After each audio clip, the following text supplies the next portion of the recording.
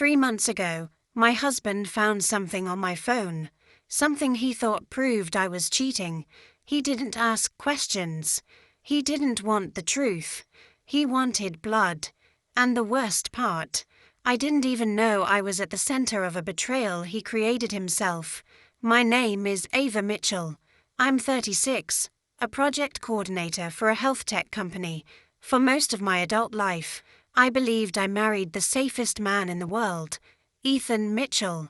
Ethan was stable, predictable, gentle in that dad at a barbecue kind of way.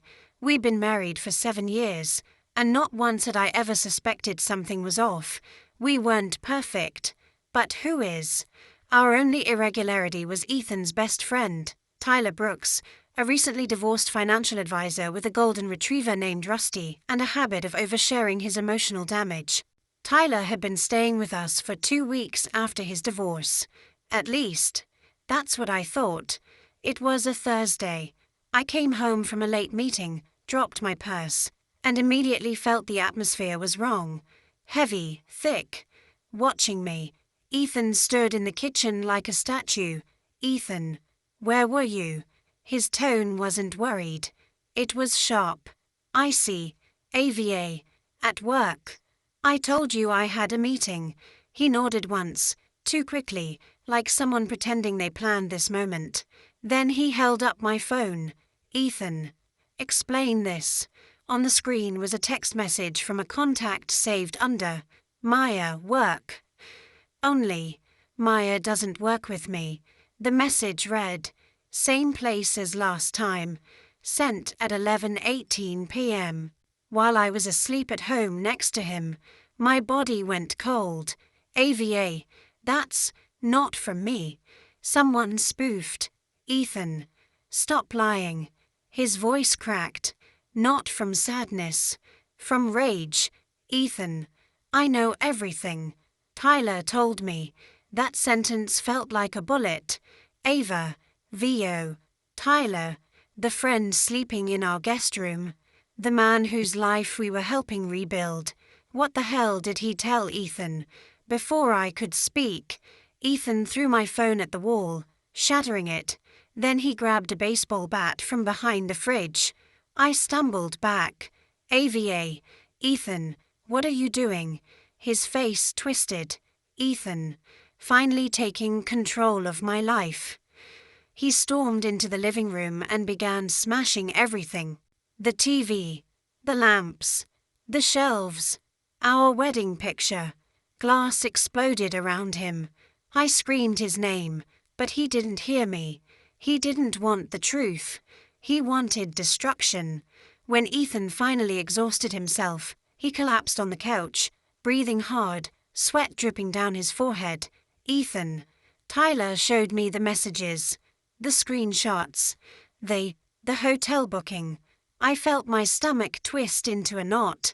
Ava, VO, hotel booking. What hotel booking? Then it clicked. Tyler had access to our Wi-Fi, our computers, our shared accounts, our home network. And suddenly, everything made sense. The strange message sent from my phone, the hotel reservation in my name, the flirtatious screenshots Ethan claimed I sent. It wasn't me. It was someone inside our house. Someone who wanted Ethan to believe the worst. Someone who would benefit from destroying our marriage. And that someone was Tyler, the recently divorced, bitter best friend, who kept telling Ethan, "Bro, once you stop letting Ava control everything, you'll finally be free." He was planting seeds for weeks, slowly, patiently, manipulating a man already spiraling from stress and insecurity. But the breaking point came earlier that day. Flashback, Tyler and Ethan talking in the garage. Tyler handing Ethan manipulated screenshots. Tyler saying, "Tyler, you're being played, man. Ava's not who you think she is." Back to present. Ethan looked at me with bloodshot eyes. "Ethan, I don't want to hear your excuses." He grabbed his keys, stormed out, and slammed the door so hard the frame shook. I called my best friend, Maya Cotter, in tears. She arrived in 10 minutes, still wearing yoga pants and slippers. Maya, okay, slow down, breathe, start from the top. I told her everything. The fake messages, the hotel booking, Ethan losing control, the baseball bat. Maya didn't even hesitate. Maya, it's Tyler. It's always the miserable friend who wants everyone else to be miserable too. Then she asked the question that changed everything. Maya, what does Tyler gain if your marriage falls apart? It hit me like a freight train. If Ethan divorced me, if Ethan spiraled. Tyler got his best friend back all to himself. A wingman, a roommate, a partner in bitterness. Ava Mitchell would become the villain in both their stories. Unless I didn't let him. Maya helped me recover my phone backup on her laptop. We dug into the metadata, timestamps, IP addresses. And guess what? The message that I supposedly sent came from inside my house, not my phone. The hotel reservation was booked from our own Wi-Fi network. And the screenshots Ethan thought were from me? Photoshopped. Sloppy work. Tyler's style. Then we found something else. Maya discovered that Tyler had logged into our shared router using the default password. He wasn't just staying in our home. He was spying on us, planting fake evidence, driving a wedge between us. This wasn't jealousy. It wasn't heartbreak. It was obsession. Tyler wanted Ethan all to himself. Maya and I came up with a plan so simple, so poetic, that Tyler didn't even see it coming. We knew Tyler couldn't resist bragging. We knew his ego was too big. And we knew Ethan trusted him more than anyone. So Maya suggested, Maya, let's make him confess. And make sure Ethan hears every word. We set up a hidden camera in the kitchen. Maya pretending she needed to talk to Tyler while Ethan was out. She baited him perfectly. Maya. Tyler. Ethan's losing it. You have to tell me the truth. Did Ava cheat? Tyler smirked. Actually smirked. Tyler. Cheat. Nah. But Ethan doesn't need to know that. My blood turned to fire. Tyler, so NT'd. He's been pathetic since the divorce. He needs someone to wake him up. Ava wanted to control his life. I'm just cutting the strings. Maya gasped on cue. Maya. You framed her? Tyler. Relax. Once he leaves her, he'll crash with me again. Back to normal. Just like old times.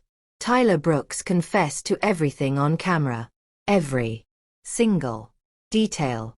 I spoofed her number. I booked the hotel.